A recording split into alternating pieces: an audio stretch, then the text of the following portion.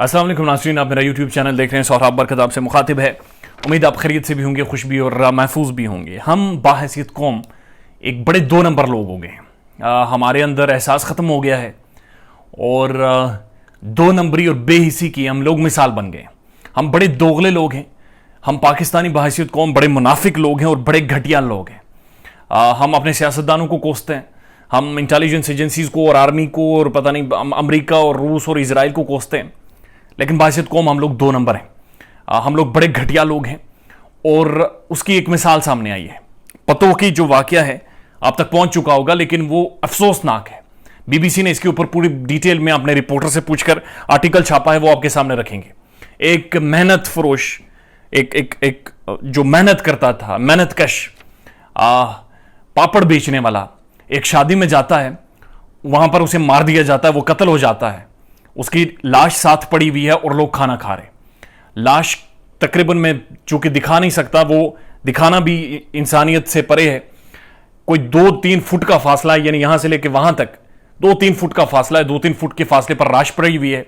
लाश के मुंह पर मक्खियां बैठ रही हैं और लोग दावत उड़ा रहे हैं, गोश्त खा रहे हैं, चावल खा रहे हैं, शादी इंजॉय कर रहे हैं, सेलिब्रेट कर रहे हैं। और वो जो वीडियो में लोगों को आप देखें, हमारे जैसे ही लोग हैं, हमारे जैसे ही दिखने वाले, पेंट कोट उन्होंने पहनी हुई है, शर्टें कपड़े पहने हुए। कोई गोरा नहीं है, कोई यहूदी नहीं है, मुसलमान है सारे और इसी मुआशरे से ताल्लुक रखते हैं, लेकिन 2 नंबर हैं। हम सब 2 नंबर हैं और ये पूरी कौम के अंदर एक बेहिसी और 2 नंबरी पाई जाती है। इससे आप इनकार नहीं कर सकते। ये पैसों के लालच में और औरतों का गला काट देते हैं। ये सब पुलिस वालियों को उनसे शादी करके वो उनके साथ नहीं रहती, उन्हें मार उनके खुदकुशी पर मजबूर कर देते हैं। और ये पतोकी में जो ये मेहनत कश था, इसकी लाश साथ पड़ी थी और लोग दावत उड़ा रहे थे, खाना खा रहे थे और लाश की भी बेहुरमती की और इसके इंसान होने की भी बेहुरमती की।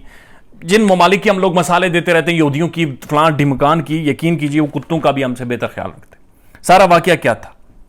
अशरफ नाम था जी इस शख्स का, और बीबीसी के मुताबिक बेसिकली ये अल जन्नत शादी हॉल में गया। ये पापड़ बना के घर से लाता था और बेचता था। पापड़ सेल आउट करता था। 25 से 30 रुपए का एक पापड़ का शापर या पैकेट होता था, ये सेल आउट करता था। बीबीसी जो अपने आर्टिकल में लिख रहा है, या शायद सकलैन साहब ने भी रिपोर्ट किया, मुख्तलिफ साफियों ने जो रिपोर्ट किया है उनके मुताबिक, लेकिन बीबीसी ज्यादा ऑथेंटिक है इसलिए उसकी खबर पर बात करते हैं। उनका यह कहना है कि जनाब जो बारात आई अल जन्नत मॉल में, अल जन्नत शादी हॉल में, बेसिकली उस बारात का रास्ते में कुछ लोगों ने फोन शून चुराए थे, फोन स्नैचिंग की थी। उनकी जेबों से, लोगों की पॉकेट से फोन चोरी हुए थे। सो वो शादी के उस बारात के अंदर एक ये डिस्कशन, या आप कह सकते हैं कि एक बात फैली हुई थी कि अपने मोबाइल फोन्स की हिफाजत करें। उसके बाद जब ये शादी हॉल में पहुंची तो वहां पर इन्होंने, जो कुछ लड़के थे शादी के साथ थे, बारात के साथ थे, उन्होंने पैसे फेंके। लोगों ने पैसे लूटने की कोशिश की कि जिसके हाथ में जितने पैसे आ जाए, बच्चे मोस्टली करते हैं, लेकिन ये बच्चा नहीं था। ये तो 40 प्लस का एक मर्द था जिस पर एक फैमिली की, अपने बच्चों की शाम की रोटी की जिम्मेदारी थी। तो इसने पैसे बच्चों की हरकत में लूटने के बजाय इसलिए कोशिश की कि 4 पैसे 100-200 के कुछ नोट उस तक पहुंच जाएं माजरत के साथ, क्योंकि इसकी दिहाड़ी अगर ठीक ना लगे तो शाम को बच्चों के लिए कम से कम बेहतर खाना ये प्रोवाइड कर सके। दैट्स वाई इसने भी कोशिश की कि वो जो पैसे लोग फेंक रहे हैं वो ये भी कुछ ना कुछ पैसे जमा कर ले। उसके बाद रिपोर्ट हुआ है वाकया कि इसी दौरान कुछ लोगों को खदशा जाहिर हुआ कि इसने उनकी जेब से मोबाइल फोन निकालने की कोशिश की है या पैसे निकालने की कोशिश की है। 8-10 नौजवान लड़के थे, उन्होंने इसे कुटना शुरू कर दिया, घूंसे मुक्के लाते मारी। और उसके जो भाई हैं, उनकी जो वीडियो सामने आई है, उन्होंने कहा जी बहुत फेंटा। और उसके बाद जब लोगों को हटाया गया मिन्नत समाजत करके, यानी इनकी जो बहनोई ने एफआईआर दर्ज करवाई, उन्होंने कहा जी हमने जाकर लोगों को साइड किया, वो मर चुका था, उसे घूसे और मुक्कों से मार दिया गया था। एक ये चीज। दूसरी चीज ये रिपोर्ट हो रही है कि जो बारात के साथ लोग आए थे, उन्होंने पापड़ खरीदने की कोशिश की।